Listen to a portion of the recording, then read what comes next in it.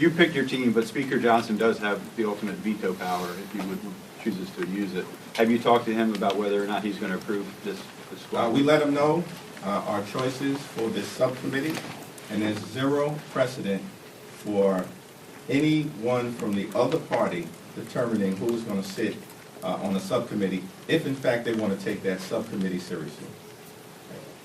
Question on the other major pressing piece of business, the government shutdown. What is the Democrats' ask in that? There's been some talk about the Obamacare expiring expanded premiums. Is that part of the conversation? What are you guys talking about attaching to the seal? We're going to focus on topic questions, but I will briefly just answer that, and we'll have more to say throughout the balance of the week.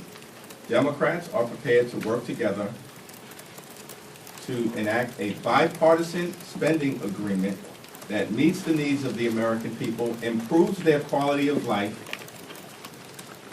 and addresses health care, public safety, and their economic well-being.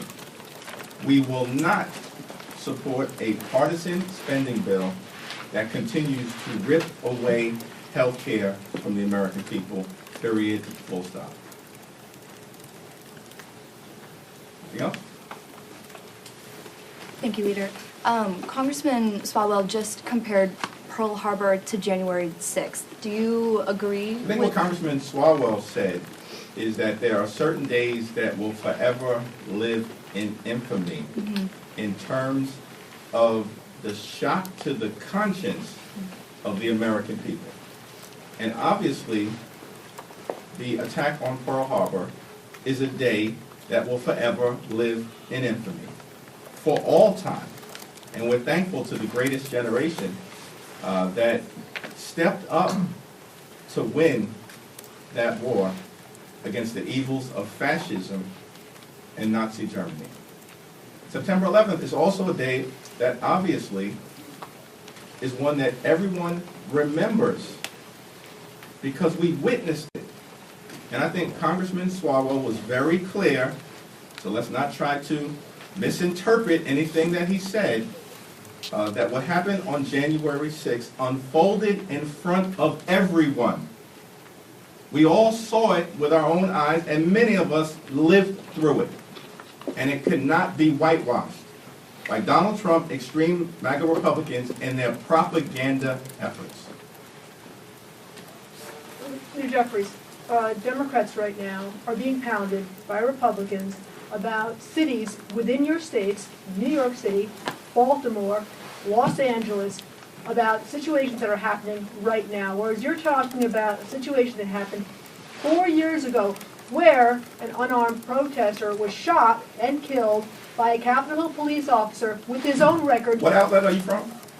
The Washington Times. So I'm curious here, hold on a second, why is it that Democrats don't want to hold that particular Capitol Hill police officer with any sort of accountability, yet as far as the cities in which the states that you're from, you don't want to deal with the crime that's actually going on in your own states.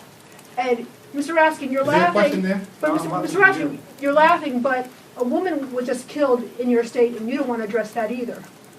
Yeah, I'm not going to address the ad hominem foolishness that was just articulated. But what I will say very clearly is that we have, as Democrats, been very clear that we're going to support local law enforcement, which includes law enforcement on January 6th, the NYPD, the Chicago Police Department, the Metropolitan Police Department, and do what is necessary to help them do their jobs, as opposed to doing what Republicans have done, which is to defund the police and rip away grant funding for local law enforcement. That's the here and now. And Republicans don't want to talk about that.